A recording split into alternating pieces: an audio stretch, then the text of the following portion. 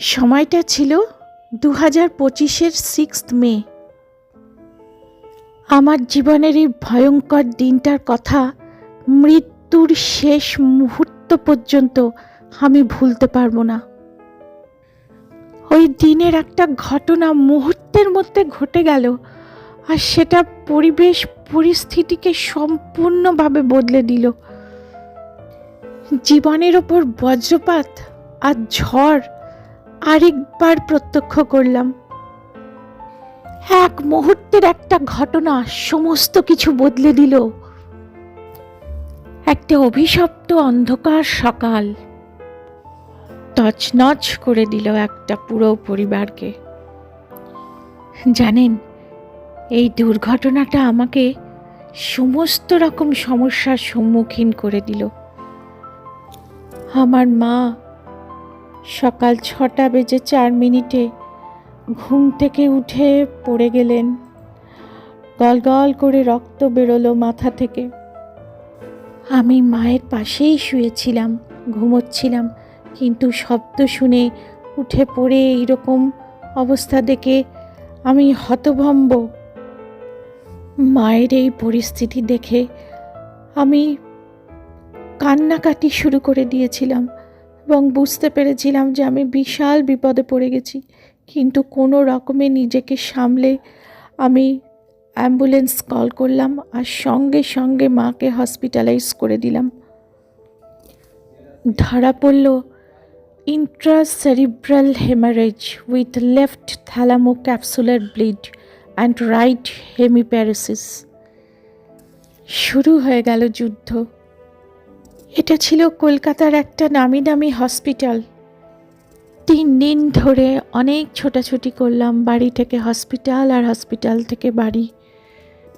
3 দিন পরে মায়ের ডিসচার্জ হলো এবং একটা খুব বড় অ্যামাউন্টের বিল পেমেন্ট করে মাকে ডিসচার্জ করলাম। কিন্তু হসপিটাল থেকে বাড়িতে নিয়ে আসার পরেও মায়ের শরীরে আরও নানান রকম জটিলতা দেখা দিতে শুরু করলো। সে রাতের পর রাত শুতে পারত না, যন্ত্রণায় ছটফট করত, কষ্ট পেত, মুখ দিয়ে গোঙানির শব্দ বেরোতো, সারা রাত ঘুমোতে পারত না। আমিও মায়ের সাথে সাথে জেগে থাকতাম, নানান রকমভাবে তাকে শান্ত করার চেষ্টা করতাম। মায়ের এই অসুস্থতার রূপ ছিল খুব ভয়ঙ্কর, খুব ভয় করত, কারণ আমি একদম একা, আমার কোনো ভাই বোন নেই। একটা অসুস্থ মানুষকে নিয়ে রাতের পর রাত আমি সম্পূর্ণ একা। কি ভয়ঙ্কর এই পরিস্থিতি আমি বলে বোঝাতে পারবো না। 7 দিন পরে এইভাবে কাটানোর পরে আমি আবার মাকে হসপিটালে নিয়ে গেলাম। আবার হসপিটালে তাকে ভর্তি করা হলো এবং ধরা পড়ল তার rectal polyp with ulcer, acute kidney injury এবং ভ্যাসকুলার ডিমেনশিয়া। চিকিৎসা হওয়ার পরে 3 দিন পরে আমার মায়ের ডিসচার্জ হলো। এইবারেও গতবারের মতো অনেক বিরাট অঙ্কের একটা বিল পেমেন্ট করে মাকে হসপিটাল থেকে ডিসচার্জ করলাম। ভাবতে পারছেন, 13 দিনের মধ্যে 2 বার হসপিটালাইজেশন আর 2 বার এত মোটা অঙ্কের টাকার বিল পেমেন্ট। আমি পুরোপুরি বিধ্বস্ত, বুঝতে পারছিলাম না কি করে পরিস্থিতি সামলাবো। অথচ দেখুন, মায়ের প্রাণটাও আমার কাছে ভীষণভাবে গুরুত্বপূর্ণ। যেভাবেই হোক তাকে তো বাঁচাতেই হবে। মা পুরোপুরি শয্যাশায়ী, তার সমস্ত দেখাশুনো আমি করছিলাম। এই শকিং পরিস্থিতি থেকে কাটতে না কাটতেই 8 দিন পরে মায়ের আবার ভীষণ শরীর খারাপ শুরু হলো। ভীষণভাবে সে অসুস্থ হয়ে পড়ল। তার অসম্ভব একটা রেকটাল ব্লিডিং শুরু হলো। তার এই ব্লিডিং দেখে আমি ভয়ঙ্করভাবে ঘাবড়ে গিয়েছিলাম। মাকে আবার আমি হসপিটালাইজ করলাম। ধরা পড়ল ইউরোসেপসিস অ্যান্ড অ্যাকিউট সেপটিক শক। প্রচুর মেডিকেল টেস্ট হলো অন্যান্য বারের মতো এবারেও। 4 দিন পরে মায়ের ডিসচার্জ হলো। মায়ের 3 বার হসপিটালাইজেশন হলো এবং এই 3 বারের ভেতরে আরও 2 বার তাকে আমি এমার্জেন্সিতে নিয়ে গেছিলাম ওই একই হসপিটালে, কারণ তার ভীষণ শারীরিক অবনতির জন্য। কিন্তু সেই 2 বার তাকে ভর্তি হতে হয়নি। মাকে হসপিটাল আরও কদিন রেখে দিতে চেয়েছিল, বলেছিল তার চিকিৎসা এখনও ভালোভাবে সম্পূর্ণ হয়নি।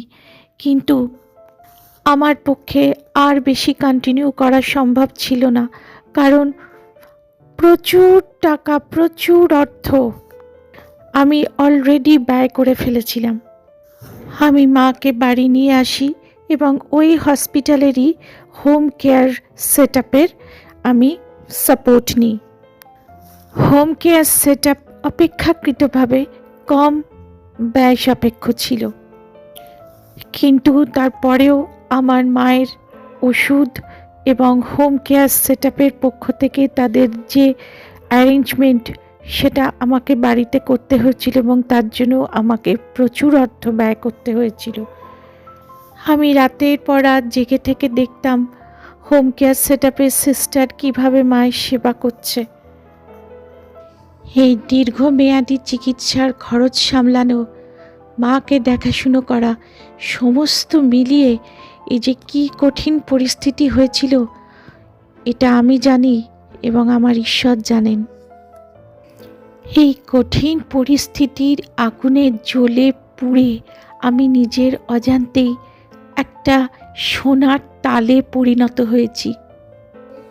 অনেক মোটিভেশনাল স্পিচ শুনেও যেটা শিখিনি সেটা শিখলাম এই বাস্তবিক জীবন যুদ্ধের মধ্যে দিয়ে।